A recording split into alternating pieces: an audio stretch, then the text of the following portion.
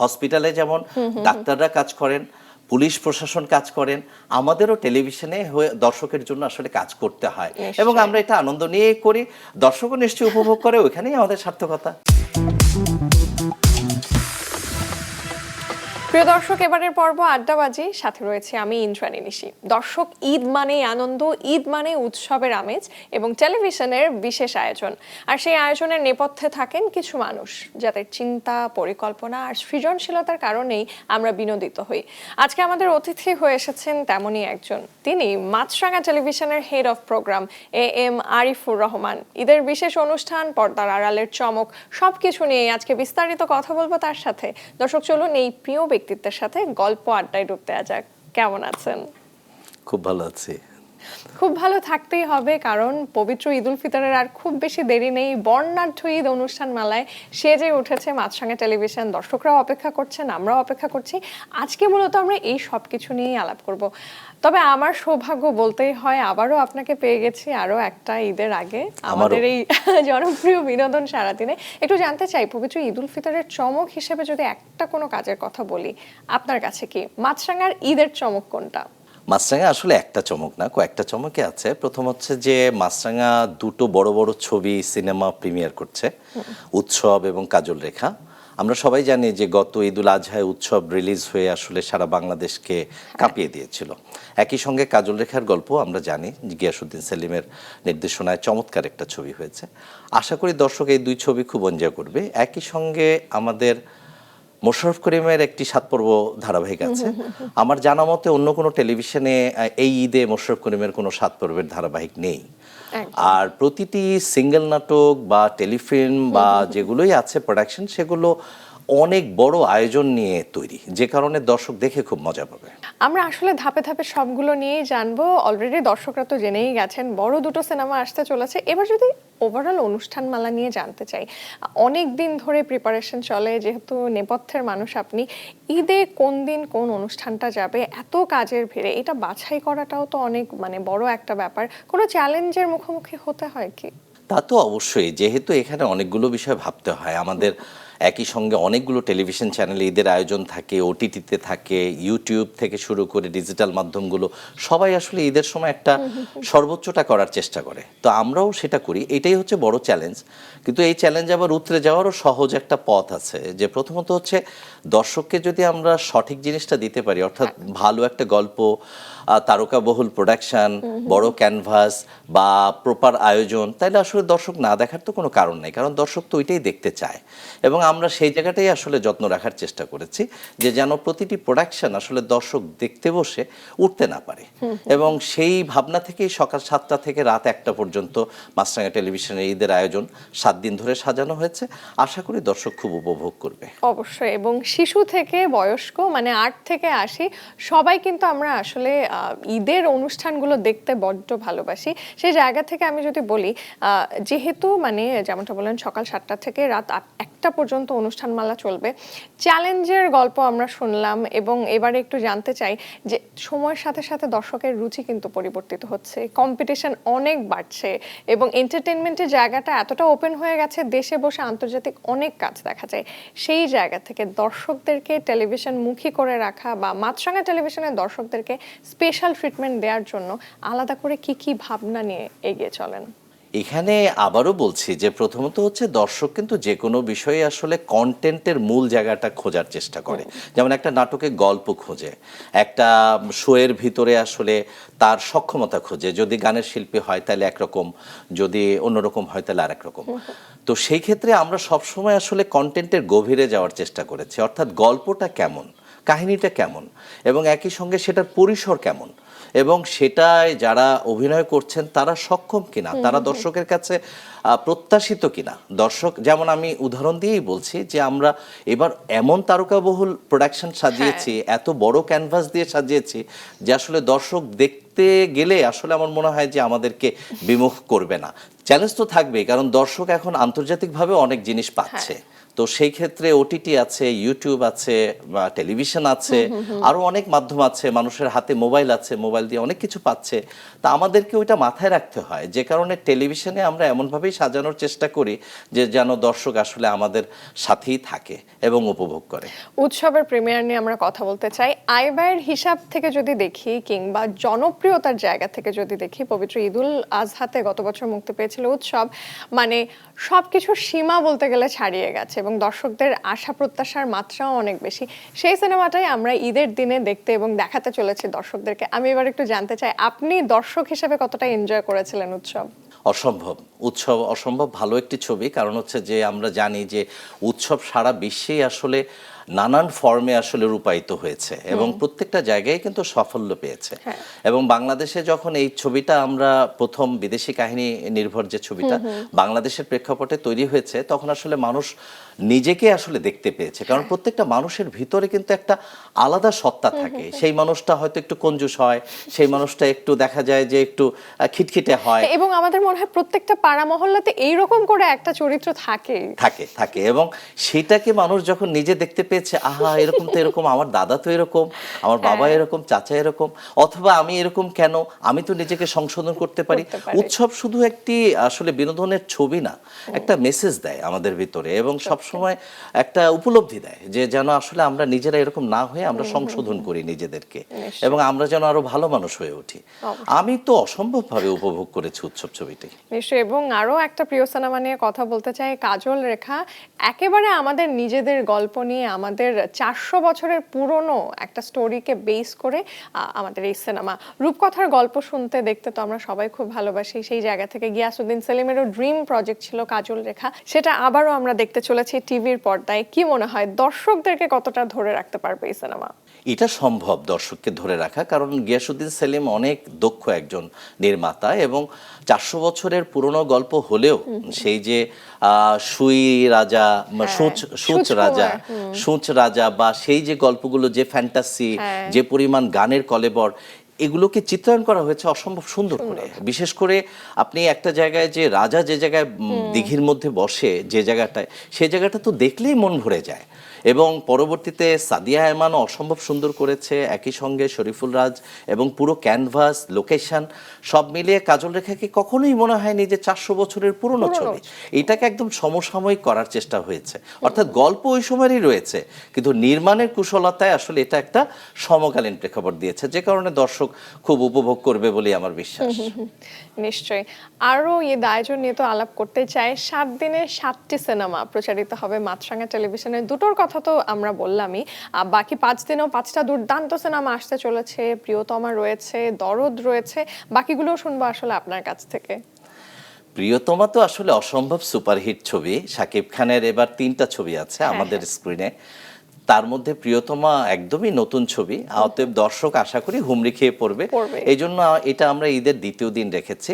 একই সঙ্গে শাকিব খানের দরদ আছে এবং তুফান আছে। এটা মানুষ জানে যে তুফান গত বছর কিভাবে সারা দেশ কাঁপিয়ে দিয়েছিল। সিয়ামের অসম্ভব সুন্দর একটা ছবি আছে জঙ্গলি, যেটা একদমই ভিন্ন মাত্রা দিয়েছে।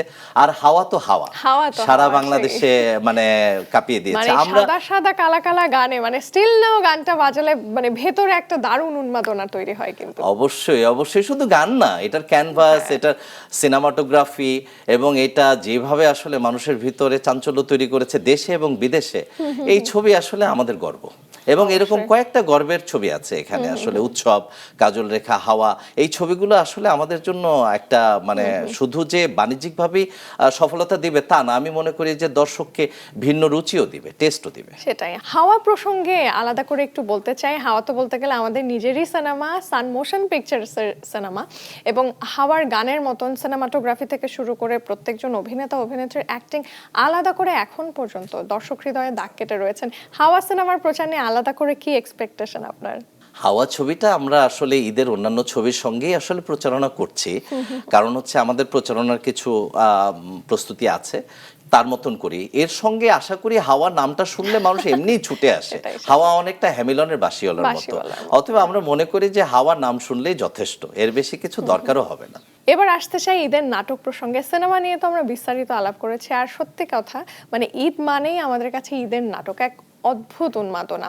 সেই জায়গার কথা ভেবেই বোধ হয় মাছরাঙা টেলিভিশন 7টা টেলিফিল্ম এবং 21টি নাটক প্রচার করতে চলেছে এবং সাথে রয়েছে আরো 2টি ধারাবাহিক নাটক, মোট 30টি নাটক। আমি একটু শুনবো যে এত এত নাটক নিশ্চয়ই জমা পড়ে, তারপরে ইনহাউস প্রোডাকশন রয়েছে, টিভি রাইটস রয়েছে বেশ কিছু নাটকে আমাদের। সেই জায়গা থেকে বাছাই প্রক্রিয়াতে মানে কতটা চ্যালেঞ্জ ফেস করতে হয়, পাশাপাশি এটা কতটা কঠিন আপনাদের জন্য, কোন কোন বিষয় মাথায় রাখেন? বাছাই প্রক্রিয়ার সময় আসলে সব শ্রেণীর দর্শকের কথা মাথায় রাখতে হয়, এবং সব বয়সেরও, নারী পুরুষ সব দিকের আসলে বিষয়গুলোকে মাথায় ধরেই আসলে একটা প্ল্যান করা হয়।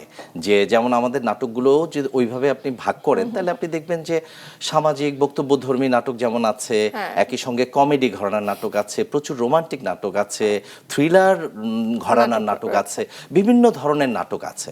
যেমন আপনি ধরেন আমাদের বক্তব্যধর্মী বেশ কয়েকটি প্রোডাকশন আছে যেগুলো আসলে মানুষের মধ্যে বেশ আলোড়ন তৈরি করবে। ফরিয়া বলে একটি প্রোডাকশন আছে যেটি আসলে হাসপাতালের দালালির গল্প নিয়ে তৈরি হয়েছে। একটা গল্প আছে যে নিঃশেষ তুমি আমি, এটার মধ্যে আসলে অনলাইন জুয়া নিয়ে আসলে গল্পটা হয়েছে। আরেকটার মধ্যে বউয়ের অফিস, ঘুষ নিয়ে গল্প আছে। প্রত্যেকটা গল্পের মধ্যে কিন্তু এইগুলোর মধ্যে মেসেজ যেমন আছে, একই সঙ্গে কমেডি গল্প আছে যেখানে একদম নিখাদ বিনোদন রয়েছে। এবং সেই গল্পগুলোর মধ্যে আপনি ধরেন তুই আছে, জটিল প্রেম আছে, বেশ কিছু 4 নাম্বার বউ আছে, এরকম কিছু প্রোডাকশন আছে যে দর্শক দেখতে বসলে হাসতে হাসতে মজা পাবে। বেশ রোমান্টিক গল্প আছে অনেকগুলো, তারকা নির্ভর কাজ অসম্ভব। যত বাংলাদেশের বড় বড় তারকা আছে সবাইকে নিয়ে আমরা কাজ করেছি, এবং যে কারণে আমরা মনে করছি দর্শকের কথা বিবেচনা করে আমরা আসলে এইভাবেই আসলে প্রিভিউতে সবসময় নাটক বাছাইয়ের চেষ্টা করি। একই সঙ্গে আমরা আমাদের নিজেদের প্রোডাকশন তৈরির সময়ও চিন্তা করি যে আসলে কোন ধরনের প্রোডাকশনের আসলে দর্শককে ভালো লাগবে এবং একই সঙ্গে চ্যানেলেরও সুনাম তৈরি করবে। আবার টিভি রাইটস যখন নেই সেই নাটকগুলো আমরা আসলে খুব ভালোভাবে প্রিভিউ করে নিই, যে যাতে এমন কোনো নাটক না যায় যে নাটকটা আসলে দর্শকের সঙ্গে মানে খুব একটা ভালো যাবে না, দর্শক উপভোগ করতে পারবে না, একই সঙ্গে এটা চ্যানেলের সঙ্গেও আসলে মানানসই হবে না। তো সব দিক বিবেচনা করেই আসলে নাটকগুলোকে বাছাই করা। অবশ্যই স্পেশাল একটা জিনিস নিয়ে আমরা শুরুতে আলাপ করেছিলাম, আপনিও বলেছেন যে মোশাররফ করিম অভিনীত সর্বাধিক নাটক এবার প্রচারিত হতে চলেছে মাছরাঙা টেলিভিশনে। আমরা জানি উনি আমাদের বাংলাদেশের গর্ব, মানে ভীষণ গুণী একজন এবং প্রিয় জনপ্রিয়তম একজন অভিনেতা।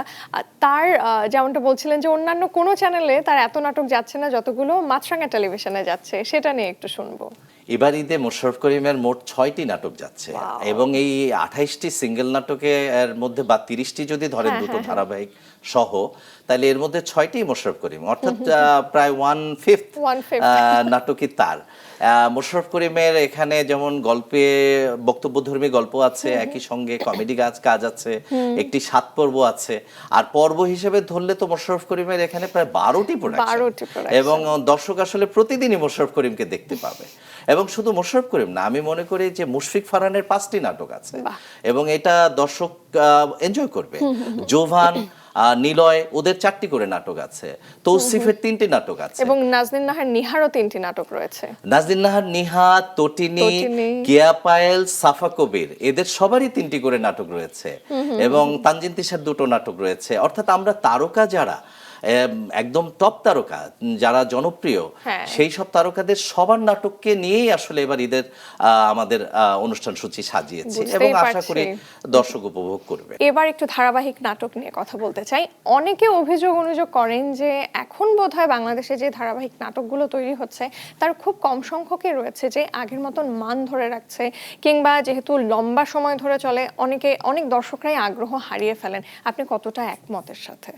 আমার মনে হয় লম্বা সিরিয়াল সবসময় ভালো, কারণ আপনি আন্তর্জাতিকভাবেও দেখেন যে অনেক জায়গায় আসলে সিঙ্গেল নাটকটা নেই, কিন্তু ধারাবাহিক নাটক সব জায়গায় আছে, সেটা ওটিটি বলেন বা টেলিভিশন বলেন। তো বাংলাদেশেও আছে এবং থাকবে, এবং দাপটের সঙ্গেই থাকবে। মাঝখানে একটা সময় গিয়েছিল বেশ খারাপ, যে সময়টা আসলে দর্শকের আসলে রুচি নিয়ে একটা প্রশ্ন উঠেছে। আমরাও যারা নির্মাতা ছিলেন তারাও আসলে অনেক ক্ষেত্রে দর্শকের রুচি মিট করতে গিয়ে অনেক ভালো প্রোডাকশন দিতে পারেনি, কিন্তু এখন কিন্তু সময় বদলেছে। এখন শুধু টেলিভিশন না, টেলিভিশন ছাড়া ইউটিউবে বা অন্যান্য জায়গায়ও যেসব ধারাবাহিক নাটক প্রচার হচ্ছে সেগুলো পপুলার হচ্ছে, এবং অনেক ক্ষেত্রে বলতে গেলে একটু সহজ করে যদি বলি, পরিবারের দিকেও মানুষ চলে যাচ্ছে, ফ্যামিলি গল্পের দিকে যাচ্ছে, যেটা মাঝখানে ছিল না। এবং এখন কিন্তু এই কারণে গল্পের আসলে অনেক বেশি মানে জমজমাট একটা অবস্থা তৈরি হয়েছে, এবং মানুষ দেখছেও, দর্শককে ধরে রাখাও হচ্ছে। আমি মনে করি ধারাবাহিক নাটক সবসময় থাকবে এবং এর দর্শকপ্রিয়তাও সবসময় থাকবে। এবং সেই জায়গা থেকে আমাদের মাছরাঙা টেলিভিশনেও কিন্তু পবিত্র ঈদ উল ফিতরের অনুষ্ঠান তালিকায় 2টি ধারাবাহিক নাটক রয়েছে, ভেজাল জামাই এবং মেইন কাস্টিং। নাম দুইটাই ইন্টারেস্টিং, মানে শুনেই আমরা বুঝতে পারছি হাস্য রসাত্মক অনেক কিছুই আমরা পেতে চলেছি। ধারাবাহিক নাটক সিলেকশনের সময় কোন কোন দিক মাথায় রেখে সিলেক্টটা করা হয়? ধারাবাহিক নাটকে আসলে যেহেতু অনেকগুলো চরিত্রের ব্যাপার থাকে, এই গল্পের অনেক শাখা প্রশাখা যদি না থাকে এবং অনেক রকম টুইস্ট না থাকে, তাহলে আসলে দর্শক ধরে রাখা যায় না, কারণ 7 দিন ধরে তাদেরকে তো আসলে আটকে রাখতে হয়। আমরা যে দুটো গল্প করেছি দুটোর মধ্যে মজা থাকলেও বক্তব্য আছে কিন্তু, যেমন মেইন কাস্টিং আসলে আমাদের টোটাল মিডিয়া পাড়া নিয়ে গল্প, এবং মিডিয়া পাড়ায় কিভাবে মেইন কাস্টিং হতে চায়, কেউ দেখা যায় অনেক খুশি করার জন্য তেল মারে, কেউ দেখা যায় যে সৎ থাকে, সে হয়তো একটু পিছিয়ে যায়, আরেকজন হয়তো এগিয়ে যায়, এটা কিন্তু দেখা যাবে মেইন কাস্টিং এর ভিতরে। আর ভেজাল জামাই একদম নিরেট বিনোদন, এখানে মোশাররফ করিম আসলে তার অনেকগুলো বউ, সেগুলো নিয়ে আসলে অনেক মজা আছে এবং দেখা যায় যে বেশ মারামারি কাটাকাটি। আপনারা জানেন তাইফুর জাহান আশিক, সে খুবই একজন মজার ডিরেক্টর এবং সে অনেক মজা করে আসলে নির্মাণ করেছে এবং দর্শকে আশা করি ভালো লাগবে। আর এবার তো টেলিফিল্ম নিয়ে আলাদা করে একটু আলাপ করতে হয়। টেলিফিল্ম নিয়ে, মানে টেলিফিল্মকে ঘিরে সবসময় মাছরাঙা টেলিভিশনের ভিন্ন ধরনের ভাবনা ছিল, এবং আমরা প্রত্যেকটা ঈদ উৎসব কিংবা নর্মাল সময়েও আমরা দেখেছি যে টেলিফিল্মগুলো মাছরাঙা টেলিভিশনে প্রচারিত হয়েছে, ভীষণ থটফুল এবং জনপ্রিয়তাও পেয়েছে। এবারের ঈদ উপলক্ষে 7টা টেলিফিল্ম আমরা পেতে চলেছি, সেটা নিয়ে শুনবো বিস্তারিত। টেলিফিল্মের আসলে সময়টা যেহেতু একটু রাতে 11:30টার দিকে প্রচার হয়, আমরা এই বিষয়টাকে মাথায় রেখেছি যে আসলে টেলিফিল্ম সিলেকশনের সময় যে মানুষ খুব কুল একটা সময় দেখছে। আমাদের এখানে সব ধরনের গল্পই আছে, এখানে যেমন রোমান্টিক গল্প আছে একটু বেশি, কিন্তু এর সঙ্গে আসলে কিছু মজার গল্প আছে, পারিবারিক গল্প আছে, এবং টেলিফিল্মের স্লটটা আসলে এমন একটা সময়, যেটা একটু আগেই বললাম যে 11:30টার সময় মানুষ ঠান্ডা মাথায় ধীরে ধীরে খুব উপভোগ করতে পারবে, এবং ওই ধরনের গল্পই বলা হয়েছে। যেহেতু টেলিফিল্মের বিস্তারটা একটু বড় হয়, দেখে একটু মজা পাওয়া যায়, গল্পের মনে হয় আরেকটু বেশি শাখা প্রশাখা থাকে, মানুষ একটু ফিল্মের একটু মুডটা পায় আসলে টেলিভিশনে, মূল কথা আর কি। এবং আমরাও সেইভাবে সাজিয়েছি, ভালোই লাগবে দর্শকের। টেলিফিল্ম শুধু না, মানে মাছরাঙা টেলিভিশনে যে অনুষ্ঠানগুলো থাকে, নাটক, ফিকশন, নন ফিকশন, সবকিছুতেই না মানে কোয়ালিটিটা যেন ঠিকঠাক থাকে, কোয়ালিটি কন্টেন্ট সবসময় দর্শকরা পায়, সেই ভাইবটা এবারও তারা পাচ্ছেন।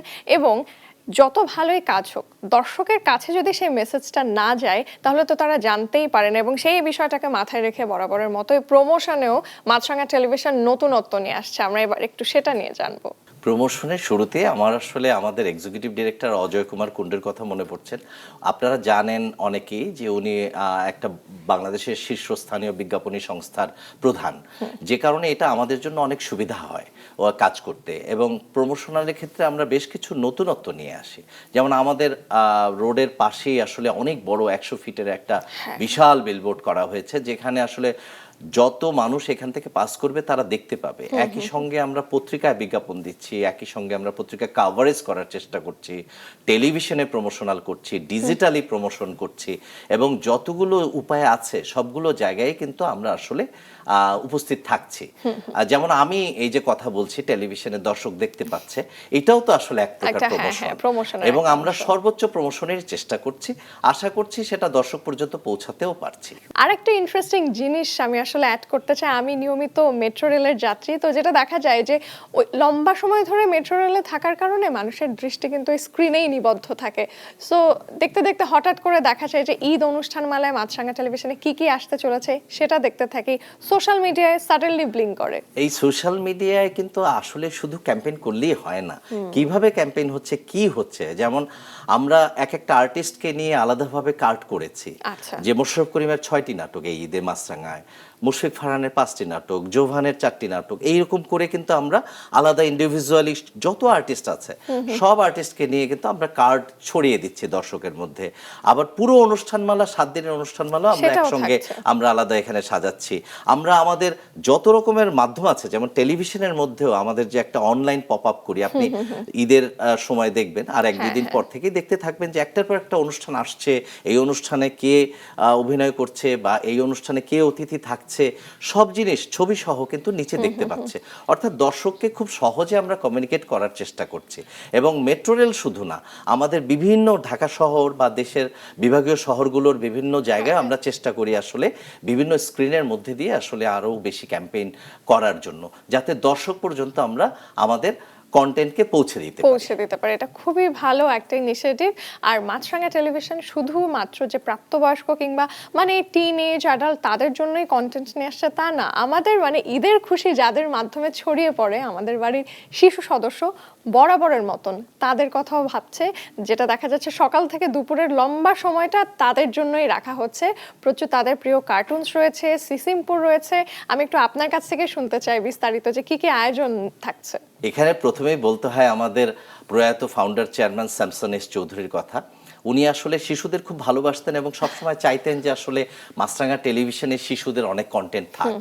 সেই ধারাবাহিকতায় কিন্তু আমরা আমাদের বর্তমান এমডি মাননীয় অঞ্জন চৌধুরী আমাদের স্যার কিন্তু আমাদের বাচ্চাদের এই জায়গাটায় সবসময় প্রমোশন করেছেন, এবং আমরাও সকাল থেকে একদম বিকেল পর্যন্ত অন্যান্য দিনে বাচ্চাদের নিয়ে অনুষ্ঠান সাজাই। এই ঈদেও আমরা সকাল 9টা থেকে একদম দুপুর 2টা পর্যন্ত কিন্তু বাচ্চাদের নিয়ে সাজিয়েছি। মোটু পাতলু, শিবা, নিনজা হাতুড়ি, কিমন, সিসিমপুর, চিকু আর বান্টি, যত রকমের আয়োজন আছে। এবং আপনি সবই যে এন্টারটেইনমেন্ট, সবই যে অ্যাকশন তা না, এখানে কিন্তু সিসিমপুরের মতো শিক্ষামূলক কন্টেন্টও আছে। এবং বাচ্চাদের আসলে কিন্তু আমরা স্পেস দেই না। বাংলাদেশে একটা দুটো চ্যানেল ছাড়া তেমন কাজ করা হয় না। এই জন্য বাচ্চারাও কিন্তু আমাদেরকে আসলে অনেক বেশি মানে আপন মনে করে, এবং আমরা কিন্তু ওই জায়গাটায় এক অর্থে মানে নিজেরাও আনন্দিত হই বাচ্চাদের জন্য অনুষ্ঠান সাজিয়ে। এবারের ঈদেও আমরা বাচ্চাদের জন্য ওই আয়োজনটা রেখেছি, ওই জায়গাটা রেখেই আমরা অন্য কিছু ভাবি। এবার শিশুদের প্রোগ্রাম থেকে আমরা আসতে চাই মাছরাঙা টেলিভিশনের বহুল সমাদৃত এবং সিগনেচার প্রোগ্রাম। বুঝতে পারছেন রাঙা সকালের প্রসঙ্গে আসতে চলেছি। প্রতিদিন সকাল 7টা থেকে প্রচার শুরু হয় এবং ঈদ উপলক্ষে তো বিশেষ অতিথিরা আসছেন। আমি একটু জানতে চাই কারা কারা আসছেন। রাঙা সকালে আসলে অনেক ভ্যারাইটি থাকে। প্রথমত হচ্ছে যে ঈদ উপলক্ষে তো সবসময় বড় ক্যানভাসের আয়োজন করা হয়। আমাদের এবার সেরা রাধুনী বিজয়ী এবং ম্যাজিক বাউলিয়ানা বিজয়ী যে দুজন, সেই দুজন প্রথম দিনই আসছে। এরপরে এই যে একটু আগে উৎসব ছবি নিয়ে আলাপ করলাম, তানিম নূর, সে আছে ঈদের দ্বিতীয় দিনে। এবং এরপরে অনেক তারকা আছে, যেমন আমাদের রয়েছে হচ্ছে এখানে সোহেল রানা, যিনি আসবেন আবার 26শে মার্চ, যেহেতু তিনি একজন মুক্তিযোদ্ধা, আমরা সেটাকেও আবার মাথায় রাখছি। একই সঙ্গে আসছেন দীপা খন্দকার, শখ, অর্ষা, মোস্তাফিজুর নূর ইমরান। সঙ্গীত শিল্পী হিসেবে আছেন পুতুল আছে, ওখানে রাশেদ আছে, এবং শিলা আছেন, এবং আমাদের ম্যাজিক বাউলিয়ানা 2025-এর বিজয়ী রয়েছেন। ওটা তো শুরুতে বললামই। অর্থাৎ সব ধরনের আয়োজন আছে এখানে। যেমন একই সঙ্গে তারকাদের দেখতে পাচ্ছে, একই সঙ্গে চমৎকার কিছু গান পরিবেশনাও দর্শক পাচ্ছে, এবং আমার ধারণা দর্শক প্রতিটা দিনই উপভোগ করবে। নিশ্চয় তাই। হেড অফ প্রোগ্রাম হিসেবে আসলে দায়িত্বের ভার মানে অনেকটা গুরু দায়িত্ব আসলে আপনার কাঁধে, কিন্তু সবকিছুর পরেও তো মানে নিজস্ব ঈদ আনন্দের কথা আমরাও একটু জানতে চাই। ঈদের ব্যস্ত সময়ের ভেতরে নিজেদেরকে, নিজের পরিবারকে নিয়ে কতটা আনন্দ করার ফুরসত পান আপনি? আসলে আমরা তো মিডিয়াতে কাজ করি, আমরা আমাদের কাজটাকে ধরেই নিয়েছি যে আমাদের আসলে সারাক্ষণই আমাদের তৎপর থাকতে হয়। 24 ঘন্টা টেলিভিশন, যেহেতু 24 ঘন্টায় তৎপর থাকতে হয়, আবার 24 ঘন্টায় কিন্তু আমরা আনন্দিত থাকতে পারি। একজন ব্যাংকের ক্যাশিয়ার কিন্তু সে ওই 4 ঘন্টা যে কাজ করে এর মধ্যে কিন্তু বাসার ফোন ধরার সময় পায় না, আমরা কিন্তু সেটা পাই। এবং একইভাবে আমরা ঈদটাকে উপভোগ করতে পারি। এবং আমাদের ম্যানেজমেন্ট সবসময় আসলে ঈদের সময় আমাদেরকে হলিডে দেয়। যদি কাজের জন্য দরকার হয় আমরা অফিসে চলে আসি, আর কাজের জন্য দরকার না হলে আমরা ফ্যামিলির সঙ্গে সময় কাটাই। আমাদের ফ্যামিলিও এটা অভ্যস্ত হয়েছে। এবং একই সঙ্গে আমিও ব্যক্তিগতভাবে ঈদ আশা করি খুব চমৎকারভাবে কাটাবো, এবং ঈদের পরদিন একটু ট্যুরেও যাব, এরকম একটু ভাবনাও আছে। আশা করি ভালোই কাটবে। আপনারা নিশ্চয়ই সবাই খুব ব্যস্ত থাকেন, যে দর্শকদের মতন আমাদের সবার ঈদ আনন্দ আরো কতটা আনন্দময় করে তোলা যায় সেই কারণে। অবশ্যই, আসলে আমরা তো দর্শককে দেওয়ার জন্যই আসলে আমরা কাজটা করছি, এবং দর্শককে যদি আমরা আমাদের সেরা জিনিসটা না দিতে পারি তাহলে তো চলবে না। এবং এই জন্য কিন্তু আমরা শুধু ঈদ নিয়ে কথা বলছি, কিন্তু চাঁদ রাতেও কিন্তু আমাদের কিছু অনুষ্ঠান রয়েছে। যেমন চাঁদ রাতে ম্যাজিক বাউলিয়ানা নামে একটা বড় গানের অনুষ্ঠান আছে, নাটক আছে, এমনকি ঈদ 7 দিনের, তারপরে অষ্টম নবম দশম দিনেও কিন্তু ঈদের ফ্লেভার রেখে কিছু আয়োজন থাকে। অর্থাৎ একটা বড় পরিসরে কাজের এরিয়া, এবং সেই জন্যই কিন্তু আমরা সবসময় ব্যস্ত থাকি এবং ব্যস্ত থাকবো। এবং আমরা মনে করি যে এটা আমাদের কাজ। হসপিটালে যেমন ডাক্তাররা কাজ করেন, পুলিশ প্রশাসন কাজ করেন, আমাদেরও টেলিভিশনে হয়ে দর্শকের জন্য আসলে কাজ করতে হয় এবং আমরা এটা আনন্দ নিয়ে করি, দর্শকও নিশ্চয়ই উপভোগ করে, ওইখানেই আমাদের সার্থকতা। মাছরাঙা টেলিভিশনে দেখতে দেখতে অনেক বছর হয়ে গেল আপনার কর্মজীবনের হেড অফ প্রোগ্রাম হিসেবে দায়িত্ব যেমন রয়েছে, এমনও কি হয়েছে যে কখনো যে কাজের চাপটা এতটাই ছিল যে ঈদের দিনও অফিস করতে হয়েছে? সেটা হয়েছে, কিন্তু সেটা আসলে এমন ছিল না যে একদম পুরোপুরি অফিস করেছি, হয়তো 2 ঘন্টার জন্য এসেছি, 3 ঘন্টার জন্য এসেছি, কাজ সেরে চলে গিয়েছি, এই ফ্লেক্সিবিলিটি ছিল। তো এমন না যে এটা নিয়ে আসলে মনের মধ্যে কোনো অসন্তুষ্টি আছে, কারণ টেলিভিশনে যেহেতু দীর্ঘদিন কাজ করছি, সেই 98-99 সাল থেকে, এই দীর্ঘ সময় আসলে এটার সঙ্গে অভ্যস্ত হয়ে গেছে এবং ভালোই লাগে, উপভোগ করি, কারণ টেলিভিশন আমার জায়গা, আমাদের জায়গা। টেলিভিশন থেকে আসলে আমরা সরে গেলে আসলে আমরা শূন্য হয়ে যাব, বরং এই কাজটাকে, এই ব্যস্ততাটাকে আমরা উপভোগ করি। ঈদের দিন কাজ করতে খারাপ লাগে না একদম। আসলে কাজটা যদি আনন্দের হয়, ভালোবেসে করা যায়, সেটা আসলে আর কাজ মনে হয় না, খুব প্যাশন লাগে। তবে দেখুন, সময়ের সাথে সাথে যেমনটা বলছিলাম, দর্শকের রুচির পরিবর্তন এসছে। একটা সময় পরিবারের সবাইকে নিয়ে আমাদের হাতে গোনা কিছু টিভি চ্যানেল ছিল, সেখানে ঈদের অনুষ্ঠান দেখা হতো, সিনেমা দেখা হতো, ম্যাগাজিন অনুষ্ঠানগুলো দেখা হতো। আপনার সময়টাও নিশ্চয়ই পরিবারের সাথে ওভাবেই কাটতো। এখন কিভাবে কাটে ঈদের দিনগুলো? ঈদের দিনে আমরা যথারীতি, যদি অফিসে কিছু কাজ থাকে সেটা তো অন্য কথা, না হয় বাসায় আসলে নিজেরা, মেহমান আসে, আত্মীয় স্বজনের মধ্যে বাসায় যাওয়া হয়, আবার একই সঙ্গে টেলিভিশনে অনুষ্ঠান উপভোগ করা হয়, মুভি দেখতে যাই, বেড়াতে যাই, সব মিলিয়ে যত রকমের আনন্দ করা যায় সবই আছে। এবার প্যাকেজও আছে, যেমন আমি এবারও মুভি দেখার কিছু প্ল্যান আছে, একই সঙ্গে টেলিভিশনে প্রোডাকশনগুলোও দেখি, শুধু নিজের চ্যানেল না, অন্যান্য চ্যানেলের প্রোডাকশনও দেখতে হয়, কারণ সবাই তো আসলে অনেক যত্ন করে অনুষ্ঠান সাজানোর চেষ্টা করে। তো আমি চাই আসলে বাংলাদেশের দর্শক টেলিভিশনে অনুষ্ঠান দেখুক, টেলিভিশন যেন আসলে দর্শকের মাধ্যমেই আরো বেশি দিন টিকে থাকে, আরো শক্তিশালী অবস্থান পায়। এই জন্য একা না, টেলিভিশন, অন্যান্য টেলিভিশনের আয়োজনও আসলে উপভোগ করি।